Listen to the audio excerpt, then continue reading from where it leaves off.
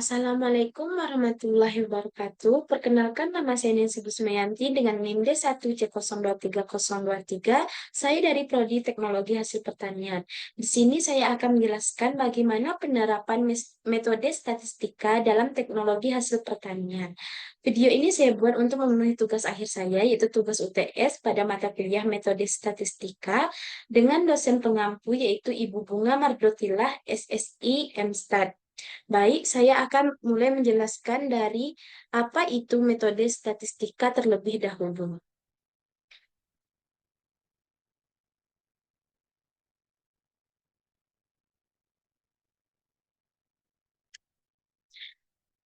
Metode statistika adalah cara atau prosedur untuk mengumpulkan, mengolah, menganalisis, dan menyajikan data, serta menarik kesimpulan dari data yang kita dapat. Nah, apa sih statistika dalam pertanian itu? Statistika dalam pertanian memiliki peranan yang penting dalam penelitian pertanian, mulai dari merancang percobaan hingga menganalisis hasil. Analisis statistika membantu petani dalam mengambil keputusan berbasis bukti untuk meningkatkan kualitas dan produktivitas hasil pertanian.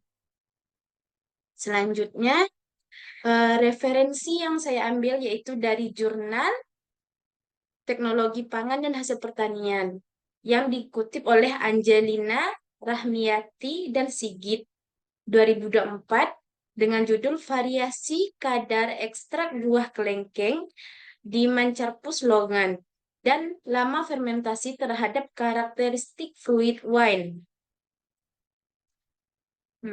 Metode yang digunakan pada penelitian ini yaitu menggunakan metode rancangan acak lengkap, di mana metode rancangan acak lengkap itu adalah sebuah rancangan percobaan yang dilakukan dengan cara menempatkan perlakuan dengan secara acak kepada seluruh unit percobaannya.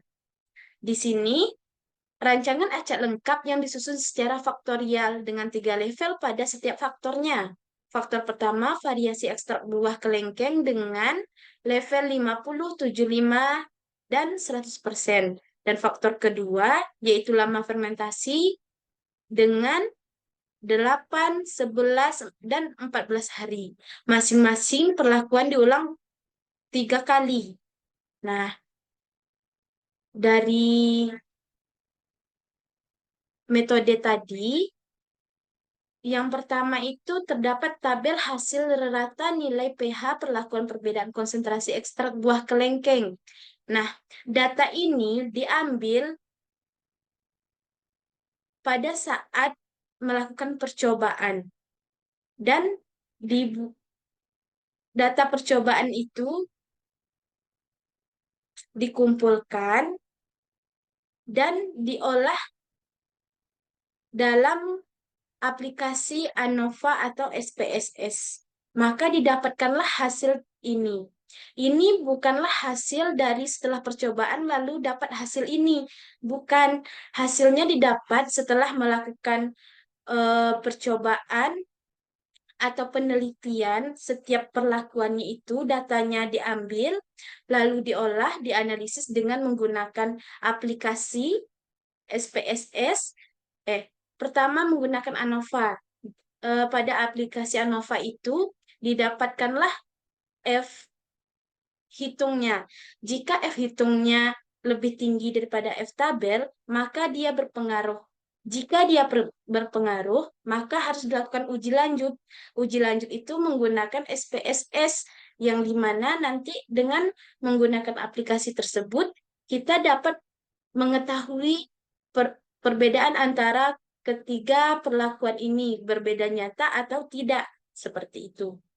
Nah, dari keterangan di sini, huruf yang berbeda di belakang angka menunjukkan terdapat perbedaan di antara perlakuan satu dengan perlakuan yang lainnya, yang dimana huruf di belakangnya itu seperti A, B, C. A, B, C ini menyatakan bahwa setiap perlakuan ini berbeda. Dari hasil ini, maka dapat disimpulkanlah, dibuat kesimpulan seperti tabel di atas menunjukkan bahwa semakin banyak konsentrasi ekstrak buah kelengkeng yang ditambahkan, maka semakin tinggi nilai pH-nya. Seperti itu. Untuk data selanjutnya, sama juga dengan data sebelumnya, di mana tabel hasil rata nilai pH perlakuan perbedaan lama fermentasi ini didapat dari hasil percobaan. Selama percobaan, datanya diambil lalu diolah, maka dapatkanlah hasil akhir ini. Nah, di sini keterangannya huruf yang berbeda di belakang angka menunjukkan terdapat perbedaan di antara perlakuan 2 dengan uji Turki 5%.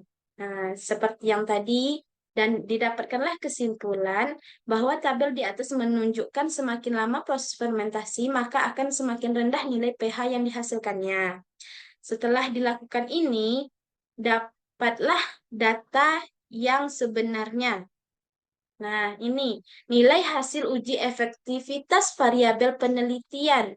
Nah, nilai hasil uji efektif ini merupakan hasil akhir dari semua penelitian-penelitian tersebut.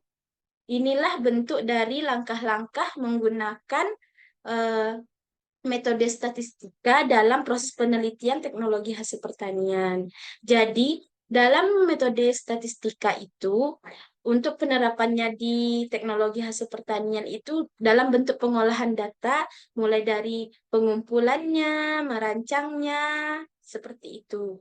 Nah, dari hasil ini, dapat dari tabel di atas menunjukkan bahwa perlakuan konsentrasi ekstrak buah kelengkeng 75% dalam fermentasi selama 14 hari merupakan perlakuan terbaik dengan nilai hasil tertinggi yaitu 0,846 dengan kriteria variabel penelitian total padatan terlarut sama dengan 8 derajat Brix. pH sama pH yaitu 5,057 dan total asamnya 0,59.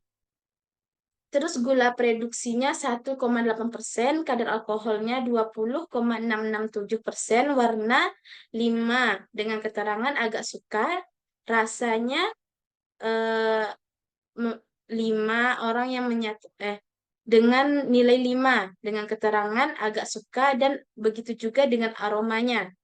Nah, dari sekian dapat disimpulkan bahwa pentingnya metode statistika dalam teknologi hasil pertanian, karena untuk memastikan efisiensi kualitas dan keberlanjutan produk, statistika mendukung evaluasi kualitas, pengendalian mutu, dan perancangan proses dan analisis data sensoris, serta membantu manajemen risiko dan pengambilan keputusan berbasis data.